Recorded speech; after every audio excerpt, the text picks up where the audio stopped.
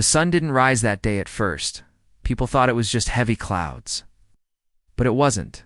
The sky turned dark red, then black. Birds stopped flying. Dogs barked. Children cried without knowing why. Grown men stood still in the streets. Staring upward, above Earth, they had come.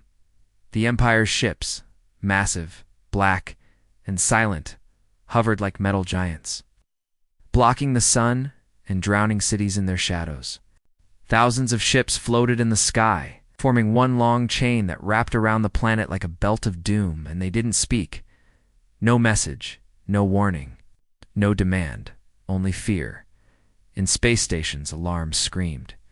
Satellites went offline one by one. In government war rooms, generals cursed and shouted. World leaders panicked behind closed doors. The most powerful armies on Earth had no plan for this. No one did. Earth was surrounded. They had no time. In Antarctica, deep under the ice, an old bunker lit up after 50 years of sleep. Red lights blinked.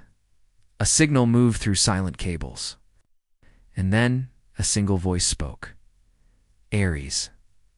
Online. Ares was not human. It was Earth's hidden defense system, AI, built for the day Earth faced extinction.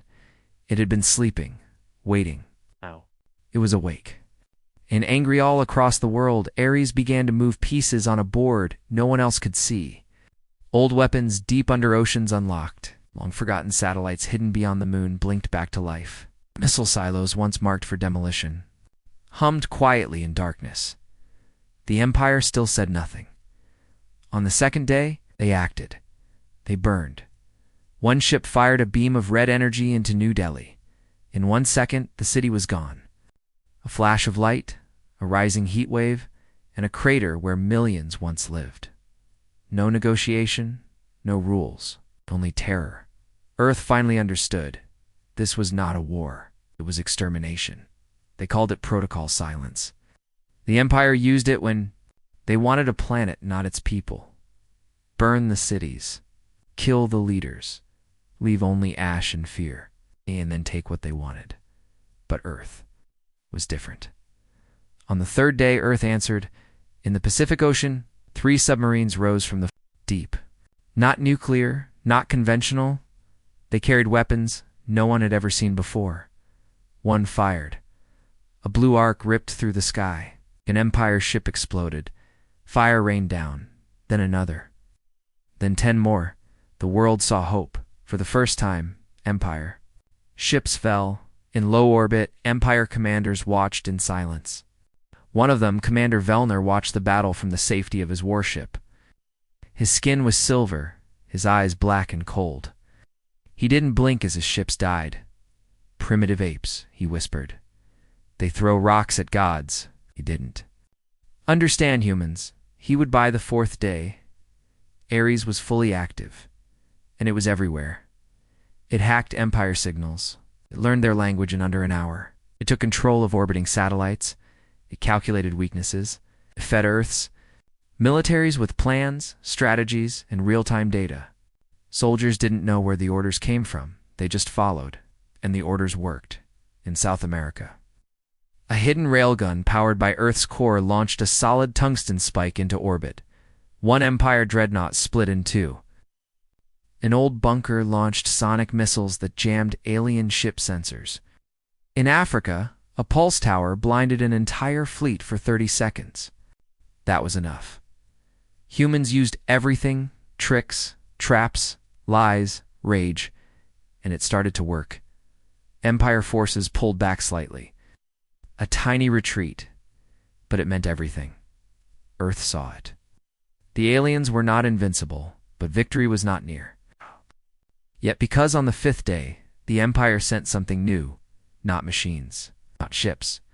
Beings they dropped from orbit 10 feet tall, wrapped in armor, moving like liquid steel. They landed in cities and began the real fear. They didn't shoot. From a distance, they hunted.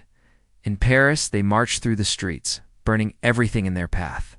In Beijing, they used gravity bombs to turn buildings inside out. In New York, they walked through gunfire like rain. Earth's bullets barely scratched them. These were the true enforcers of the Empire. They had one rule: never speak to the enemy. Just kill. But in Chicago, one of them broke that rule. A man named Sergeant Kyle Reese had set a trap in EMP mine linked to his heartbeat. When the creature stepped forward, Reese triggered it. The blast knocked out everything in a 2-block range. The alien fell, its helmet cracked, and it looked at Reese. "You are not afraid," it said in perfect English. Reese, bleeding and barely able to move, spat on the ground. "No, but you should be." Then he pulled the last pin. The explosion took out half the block. That footage went viral. The galaxy would remember that sentence. On the 6th day, the Empire made one final demand. They sent a message on all frequencies. "Earth, you have failed. To fear us, this is your last moment." And then the sky burned. From the clouds above, hundreds of beams fell, red, white, and blinding. Cities exploded, mountains shattered. Oceans boiled at the edges. In 10 minutes, the Empire destroyed everything they could reach, but not everything. Deep underground, in secret cities built for doomsday, humans survived. In low orbit, cloaked satellites remained untouched. Far beyond, on the moons of Jupiter, something stirred. Titan Base. It had been silent for 20 years now. It spoke. A single message broadcast across the galaxy. They tried fear. We answer with fire. Ares had one last move. The 7th day arrived. The Empire's ships reformed. Above Earth. Ready for final cleansing. They had done this on hundreds of worlds. One would be no different. But then space shimmered behind the Empire's fleet. Something appeared. Something human. Earth's hidden fleet. Long thought to be abandoned. Uncloaked near Mars. Silent. Dark and sharp-edged. 30 ships? Not many. Different. Each one built in silence, powered by reactors taken from fallen stars. Tested only once, hidden from governments, built for one purpose: vengeance. They called it the Black Armada, and they moved fast. One Empire ship exploded before it could. React, then another, then 5 more. The Empire tried to regroup, but it was too late. Ares had taken control of their navigation. Their own maps turned false. Their engines shut down mid-flight. Their shields flickered. Their orders got scrambled. Some ships fired on each other, chaos in the sky, below on Earth. Oh. People looked up and saw fire raining not on them, but on their enemies. It was beautiful. The sky burned red once more. But this time, it wasn't fear. It was hope. In a deep war room hidden inside a mountain, a man named General Harrow watched the battle with trembling hands. He had served for 40 years, fought in every war. But nothing like this. He turned to his screen. Ares was waiting. "What now?" he asked. Ares replied, cold and calm. "Now we hunt." And across the stars, for the first time in history. The Empire ran, but Earth was not done, not yet. This was only the beginning. The first night after the Great Fire, Earth held its breath. The Empire's ships hung silent in space. Many had burned. Many had exploded. But the fleet was not gone. It was wounded but alive. On the oceans, humans moved like ghosts. Submarines, old and new, slipped through dark waters. These were not normal subs. These carried secret weapons. Weapons that could change the war. Commander Elena Voss stood on the deck of the USS Titan, her eyes scanning the endless Black Sea. The cold wind bit her face, but she did not care. Her mind was on the mission. The Empire had made a mistake. They thought Earth was weak. They thought fear was enough. They were wrong. "Commander, we are approaching the target zone," said Lieutenant Harris, voice low but steady. Elena nodded. She looked at the control panels. Missiles were armed. Energy cores charged. This was the moment. Below the waves, the Titan moved like a shadow. Its hull was covered with special coatings, making it almost invisible to Empire sensors. The future of Earth's fight. Inside the command room, the atmosphere was tense. The crew knew what was at stake. If this failed, Earth could lose everything. The target was an Empire frigate hovering just above the Pacific. It was damaged, but still dangerous. The Empire expected no attack from under the water. They thought humans had no weapons that could reach them here. They were wrong. Suddenly, silence shattered. The Titan fired its first weapon-o-plasma torpedo that lit the water blue and green. It rose like a dragon's breath, cutting through space toward the enemy ship. The frigate tried to react, but the torpedo exploded before it could escape. Fire ripped through the hull. Alarms blared on the enemy ship, started to fall. One down, two. More submarines, the Guardian and the Vanguard, followed the Titan's lead. They fired beams of energy that sliced through the blackness. Empire ships exploded one after another in orbit. Commander Vellner's cold eyes watched the destruction. "Impossible," he whispered. "They have weapons from the deep." Beneath the ocean, Vellner's fingers moved fast on his control panel. He ordered reinforcements, but human ships moved faster. They knew the oceans. They knew how to hide. And they had Ares. On the surface, news spread like wildfire. The Empire's mighty fleet was falling. Cities cheered. People cried. For the first time in years, hope returned. But behind that hope lay fear of what would come next. Because humans did not stop. In secret bases on Mars, scientists opened ancient vaults. These were weapons left behind by Earth's ancestors' technology, too dangerous for old governments. It was time. A giant cannon powered by cold fusion fired a beam of pure energy toward a group of Empire scouts near the asteroid belt. The beam shattered them, breaking metal like glass. The Empire's warships in the outer system grew nervous, but humans had more Ares hacked the Empire's communications. It sent false messages, caused confusion, and made ships fight each other. It was the silent killer. Empire soldiers whispered stories of a ghost in the machines of force that knew their every move before they made it. In one battle near Jupiter, an Empire cruiser turned on its own fleet, firing deadly lasers. Ares was inside their systems. Meanwhile, back on Earth, General Harrow smiled grimly. God. The war had changed. Humans were no longer waiting. They were attacking, but the Empire had one last plan. They sent assassins, not machines, but soldiers trained in dark arts. These beings could sneak anywhere, kill without a sound. One such assassin slipped into Earth's biggest city, Moscow. The streets were quiet. People thought the war was far away. But death came silently. Sergeant Lena Markov sensed something. She followed shadows through alleys. The assassin's face was hidden, but she could hear the cold breathing suddenly. A knife flashed. Lena rolled, pulling her sidearm. The assassin was fast, but not faster. The fight was brutal. Metal clashed, blood spilled. Lena was human. She fought with every breath. Finally, the assassin fell. Lena looked down, breath heavy. "They think fear can stop us," she said softly. "No." A voice behind her replied. She turned. Ares was watching now. "They will learn what fire truly means," said the AI, across the stars. The Empire was losing, but their anger grew.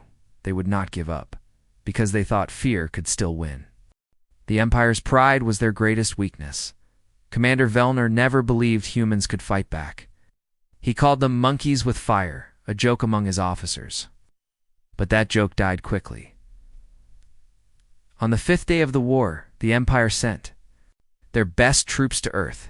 They dropped from orbit like shadows 10 feet tall, covered in armor that shimmered like steel. These were the Empire's elite soldiers, called the Silencers. They landed in a forest near the city of Berlin. Humans had no idea they were coming, at least. That's what the Empire hoped. But humans had learned. They waited. A group of soldiers led by Captain Mia Reyes prepared an ambush. They moved quietly through the trees. Their weapons were old, but effective laser rifles, grenades, and traps. When the Silencers entered the clearing, the trap snapped. Explosions lit the dark forest. Mines blew up, shaking the ground. The humans fired from behind trees and rocks. The silencers were strong, but the humans were faster. One silencer, taller and bigger than the rest, stepped forward.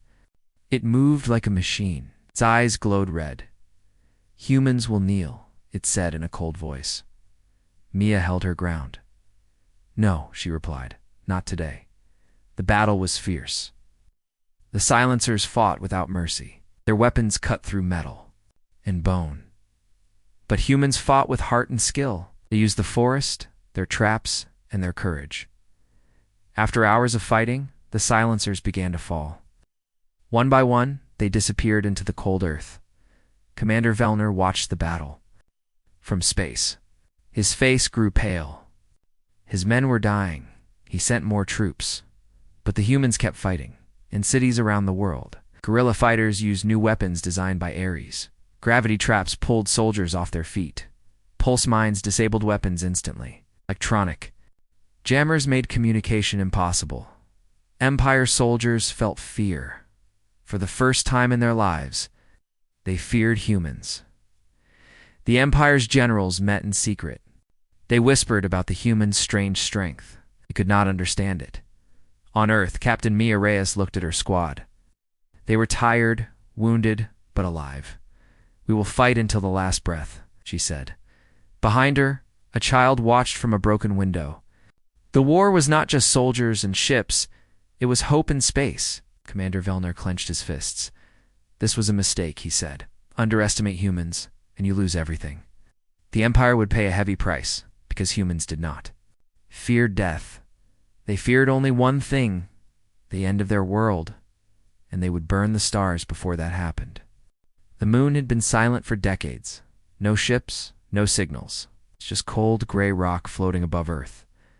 But on the fourth night of the war, a strange sound came from the dark side of the moon. A signal, clear and strong. The Empire's commanders noticed.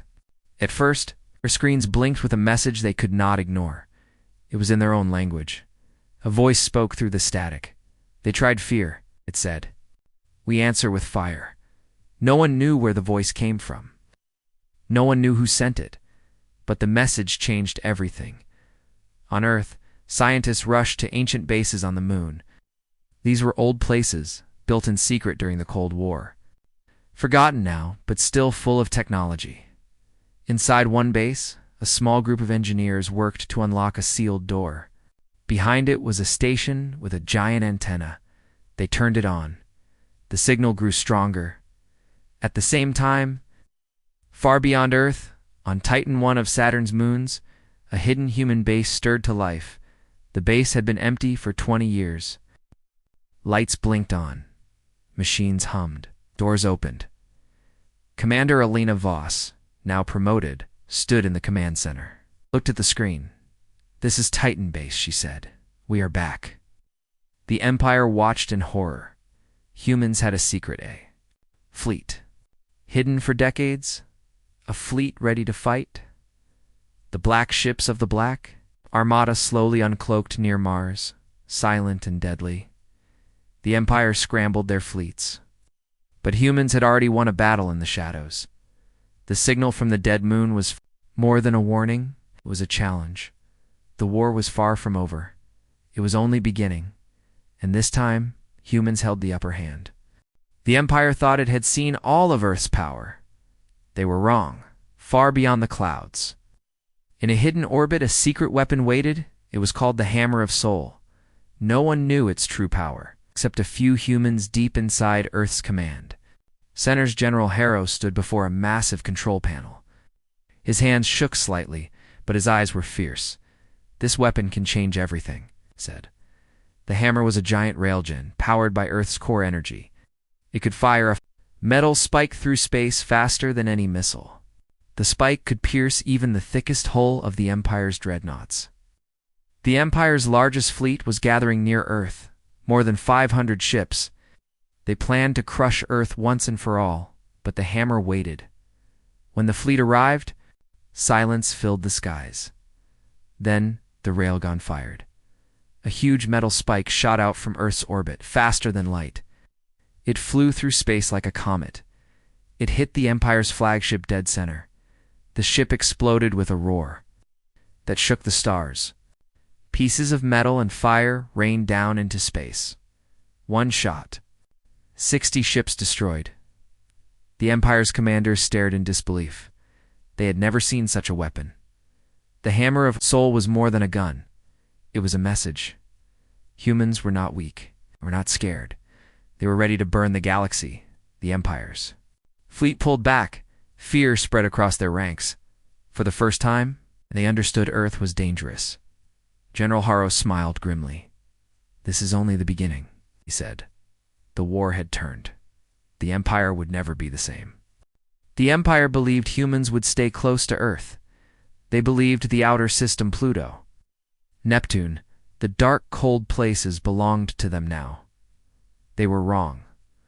On the edge of the solar system, far beyond the warmth of the sun, the humans were.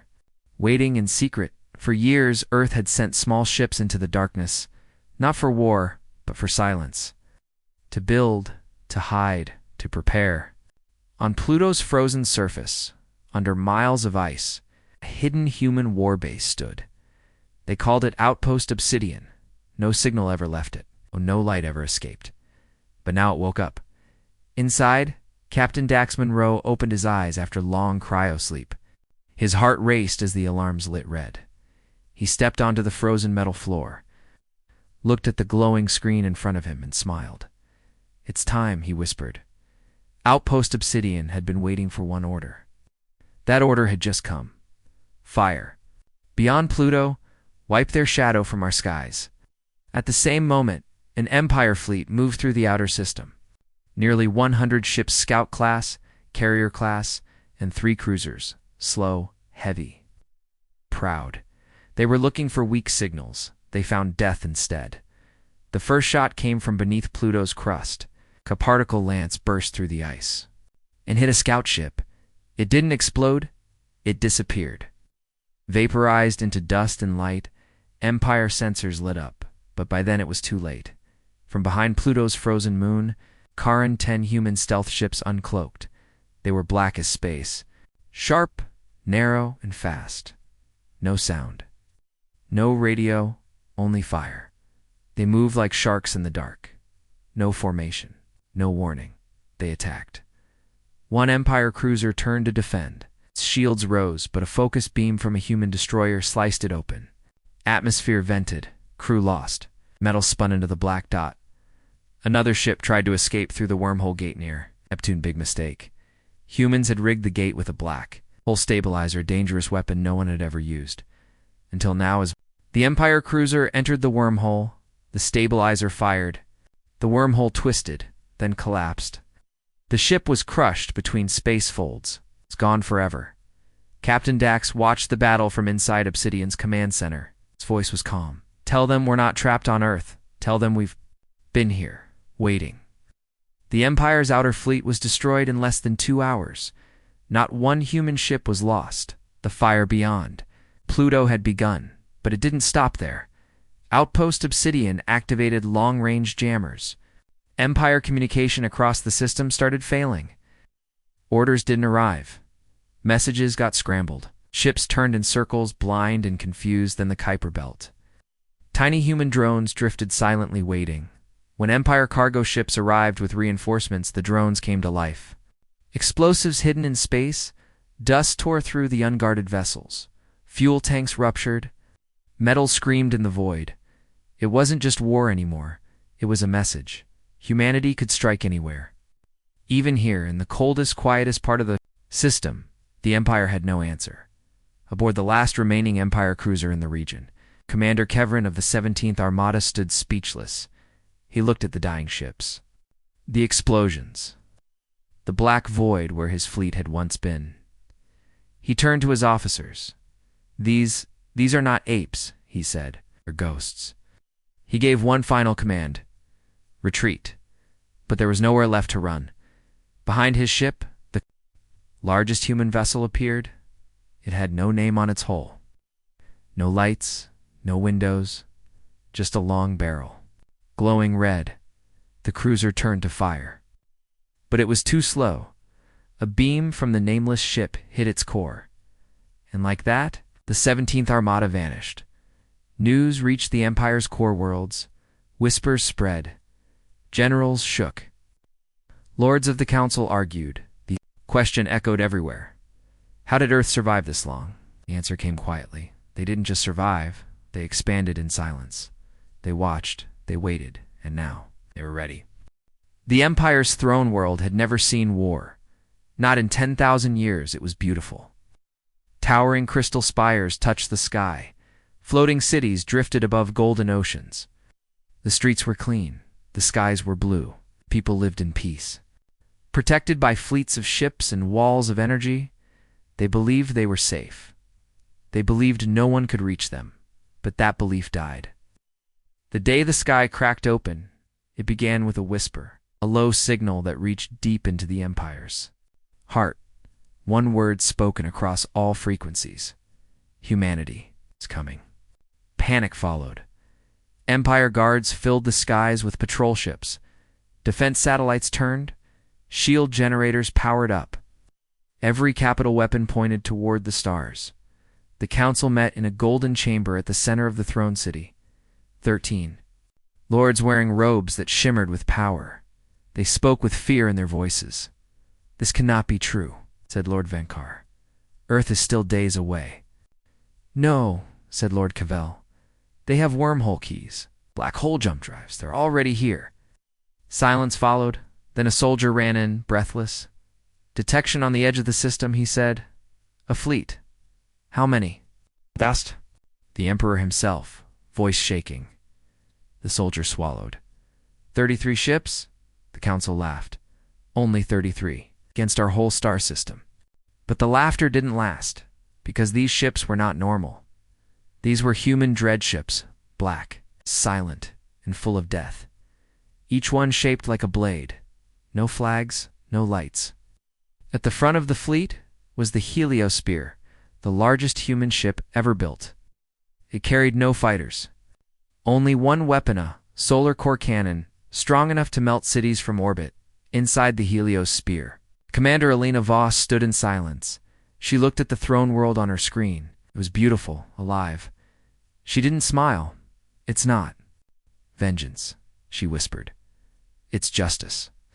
Ares, the AI, replied coldly. Target locked. The first beam fired. It hit a defense satellite and broke it into dust, then another and another. Within moments, the outer layer of the Empire's defenses crumbled. Empire ships launched to meet them, hundreds of them. But humans were faster, smarter. Every move had been predicted by Ares. Ships fell from the sky like dead birds. Empire citizens screamed. Sirens wailed. Skies once blue turned black with smoke. The throne city raised its final shield, its dome of pure energy. The Heliosphere moved into position. Its cannon began to glow. The energy core inside it pulled heat from the sun itself. Empire.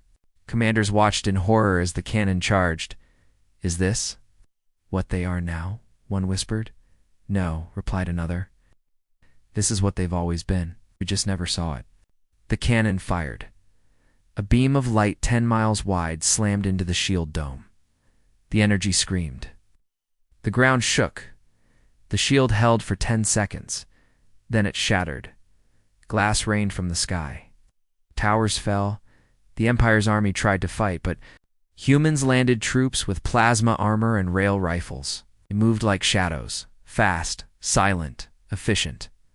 Inside the palace, the Emperor stood alone. He looked at the burning city below, at the explosions, the fire, the terror, and then a voice came through his screen. Ares, you brought fear. You brought fire. The Emperor dropped to his knees. He whispered, What are you? Ares answered, The future you were too blind to fear. Then the feed went dark. By nightfall, the throne world was quiet. No more screams, no more ships, only smoke, fire, and silence. The human fleet did not stay to conquer. They left. They didn't raise a flag. They didn't demand tribute. They sent one final message. The war is over. If you ever threaten Earth again, we won't send ships. We'll send extinction. And with that, they vanished into the stars. Behind them, the throne world burned, and across the galaxy. Everyone listened. The stars had gone quiet. After the last battle, after the last scream, after the last flash of fire, silence ruled space. Ships floated like broken bones across the dark sky. Wreckage from both sides drifted for miles. The Empire was gone, crushed, humiliated, forgotten by their own people. Earth still stood, not untouched, but unbroken. General Harrow looked out the large window of the command ship Resolve. The glass showed the endless black, full of stars, debris, and the soft glow of Earth far in the distance. It had been weeks since the final strike. When Earth's Titan cannon tore through the Imperial core ship, slicing it in half like paper, the explosion had been seen from Mars. That shot ended the war. But the silence after was heavier than the noise before. Down on Earth, cities lit up again. People slowly returned from underground shelters. Families hugged, children played under real sunlight. The skies no longer held fear, but scars remained. Over 5 billion lives lost across Earth colonies. Ona base was gone. Europa cracked apart. Pluto Station 7 a graveyard. And yet, humanity did not mourn forever. They rebuilt, because that's what humans do in orbit. Earth's fleet drifted in formation. Ships once meant for war now carried food, medicine, and builders to distant worlds. Harrow walked through the ship's halls, nodding to every soldier he passed. These were no longer warriors, they were survivors. A young soldier named Malik stood near the operations desk. His uniform still carried dust from Titan's final stand. Sir Malik said, "Message received from New Orion Colony. They request defense tech transfers and Earth flags, Harrow asked. "Yes, sir," they say. "They want the galaxy to know they stand with Earth now." Harrow nodded slowly. The meaning was clear. Earth was no longer a planet. It was a symbol not of war but of fire that could not be put out. Of people who would never bow. Of a home that stood firm even when the stars themselves turned against it. Aboard the Resolve, the AI system pinged softly. Unknown signal approaching, it said. Everyone froze. Not again, Harrow thought. But the signal was not Imperial. Was something else. A new voice came through. Strange, but calm. "This is the Zur Alliance. We saw your war. We saw your courage, and we wish to speak." For a moment, no one said a word. Then Harrow leaned forward, voice steady, then speak. He said, "But know this, Earth fears nothing." The channel opened. Talks began. Not with guns, but with respect. The Empire had tried to rule with fear. Earth answered with fire. And now, the galaxy was listening. In the silence that followed humanity's voice became the loudest. Not through screams, but through strength, through survival, through unity, and through a fire that would never go out.